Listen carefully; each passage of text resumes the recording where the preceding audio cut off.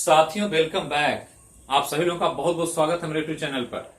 नमस्कार, आदाब, सत श्री अकाल। जहां रहें स्वस्थ रहें, सुरक्षित रहें। तो चलिए आज का शुरुआत करते हैं। सुबह का क्लास है, करंट अफेयर देखना है और इस करंट अफेयर हम लोग बात करेंगे 26 अगस्त से जुड़े हुए महत्वपूर्ण मुख्य बिंदुओं की, जिससे एग्जाम में बार बार प्रश्न पूछे जाने की संभावना हो। तो चलिए शुरू करते हैं। पहला तो क्रिसिल एक एजेंसी है जो अमेरिकी रेटिंग एजेंसी S&P की सहायक कंपनी है जो भारत में काम करती है। और क्रिसिल ने कोरोना काल में मनरेगा के मजदूरों की औसत आय का आकलन किया कि औसत आय इस कोरोना के समय में दुगना हो गया सभी मजदूरों का। तो मनरेगा महात्मा गांधी ग्रामीण रोजगार गारंटी अधिनियम, जो भारत ने विश्व की सबसे बड़ी इस तरह की व्यवस्था है जिसमें रोजगार उपलब्ध कराने की काम की जाती है। और ये मनरेगा 2006 में शुरू हुआ था और जिसमें लोगों को या परिवारों को न्यूनतम साल में 100 दिन रोजगार उपलब्ध कराने का गारंटी सरकार लेती है। और इसी के लिए सरकार ने वित्तीय वर्ष के दौरान 61,500 करोड़ रुपए का आवंटन किया था, लेकिन कोरोना को देखते हुए इसमें 40,000 करोड़ रुपए और वृद्धि किए गए, ये ध्यान रखना। और इसके तहत इस वित्तीय वर्ष के पहले तिमाही में मनरेगा मजदूरों का औसत आय 1,000 रुपया मासिक हो गया, जो पहले की तुलना में लगभग दुगना है। तो ये ध्यान रखना, एक अच्छा न्यूज है। मनरेगा के तहत योजना से जुड़ा हुआ एग्जाम में पूछा जा सकता है। नेक्स्ट है अमेरिका से एक न्यूज कि अमेरिका में 1973 से प्रत्येक वर्ष महिला समानता दिवस मनाया जाता है और ये मनाया जाता है 26 अगस्त को ही, ये ध्यान रखना है। 26 अगस्त को प्रत्येक वर्ष महिला समानता दिवस, तो वुमेन इक्वलिटी डे के रूप में मनाया जाता है, इसलिए कि 26 अगस्त 1920 को अमेरिकी कांग्रेस ने 19वां संशोधन किया था और 19वां संशोधन के द्वारा वहां पहली बार महिला को मतदान का अवसर प्राप्त हुआ, यह ध्यान रखना है। तो 26 अगस्त को ही हुआ था 1920 में, और इसी को ध्यान में रखकर 1973 से एक योजना बनाई गई कि हर साल महिला समानता दिवस मनाया जाएगा।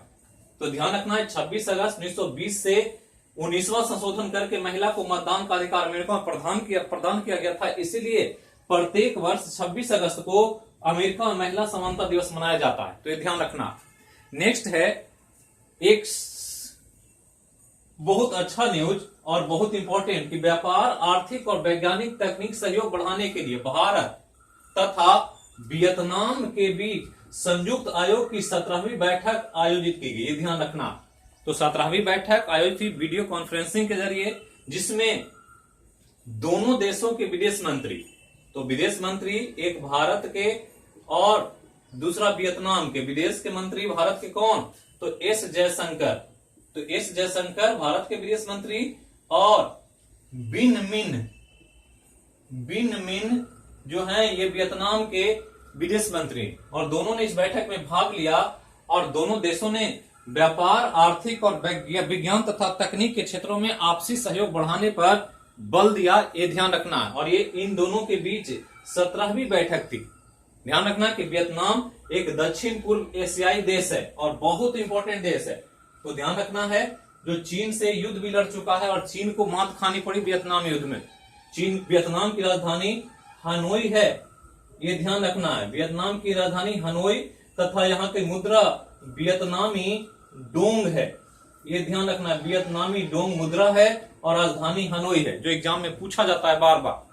अब आगे चलते हैं तो एक न्यूज चिकित्सा क्षेत्र से, और WHO ने अफ्रीकी महादेश, जो महाद्वीप है बहुत बड़ा, दूसरा सबसे बड़ा महादेश एशिया के बाद, तो ध्यान रखना है कि WHO ने अफ्रीका को पोलियो मुक्त घोषित कर दिया। मतलब अब यहाँ पोलियो नहीं है और पोलियो वायरस जो होता है उससे अफ्रीकी महादेश को मुक्ति मिल गई। तो ये ध्यान रखना, इसलिए कि पिछले 4 साल से पूरे अफ्रीका महादेश में कोई भी पोलियो का मामला नहीं आया है, और इसी को ध्यान में रख करके माना गया कि अब यहाँ पर पोलियो के वायरस खत्म हो चुके हैं। और इसलिए ध्यान रखना है कि अफ्रीका पोलियो मुक्त देश घोषित कर दिया WHO ने अभी हाल फिलहाल में, और पिछले 4 वर्ष से कोई भी पोलियो का मामला यहाँ नहीं मिला। और इस प्रकार अफ्रीका चेचक के बाद पोलियो जैसी गंभीर बीमारी से अब मुक्त या उन्मूलित देश के रूप में, महादेश के रूप में विकसित हो चुका है। तो ध्यान देना है।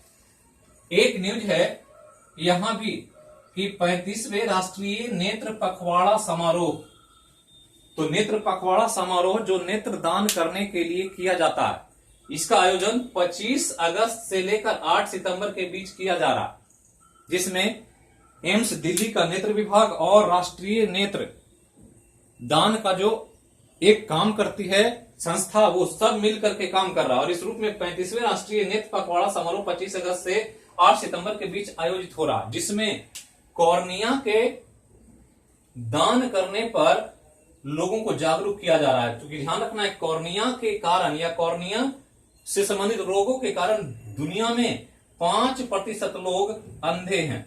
और ये ध्यान रखना है कि जो ट्रांसप्लांट होता है नेत्र का, उसमें कॉर्निया का ही दान किया जाता है। पूरा आंख दांत नहीं करते हैं, आंख के आगे जो कॉर्निया होता है उसी का ट्रांसप्लांट किया जाता है। तो कॉर्नियल इन्फेक्शन से लोगों को बचाने के लिए और कॉर्निया ट्रांसप्लांट करने के लिए जागरूकता के तौर पर 35वें राष्ट्रीय नेत्र पखवाड़ा समारोह 25 अगस्त से लेकर 8 सितंबर के बीच चल रहा है, ये ध्यान रखना।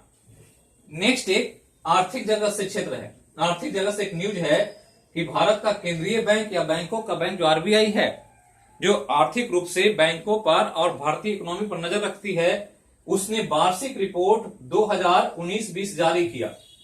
तो आरबीआई का एनुअल रिपोर्ट आया है 2019 और 20 वित्तीय वर्ष के लिए, और माना गया कि जिसमें भारत का विकास दर -4.5% रहने का अनुमान है। भारत का विकास दर, ये ध्यान रखना है, माइनस में चला गया क्योंकि कोरोना काल में अर्थव्यवस्था थोड़ी सुस्त हो गई है, मंदी का दौर है। तो इस रूप में 4.5 -4.5% अनुमानित है भारत का विकास दर, जबकि इसी काल में वैश्विक विकास दर अनुमानित है -6% से लेकर -7.6% अनुमानित है। तो ये ध्यान रखना है। और एनुअल रिपोर्ट से जो डाटा आता है वो एग्जाम में बार बार पूछा जाता है। तो यही था आज का 26 अगस्त से संबंधित महत्वपूर्ण तथ्य और समसामयिक घटनाक्रम। तो इसको देखें, याद रखें और चीजों को धीरे धीरे करके प्रिपरेशन करते जाएं करंट अफेयर का। तो फिर मिलेंगे हम लोग शाम के क्लास में। तब तक के लिए जहां रहें स्वस्थ रहें, सुरक्षित रहें। बोलिए एक बार जय हो मैया की। Thank you.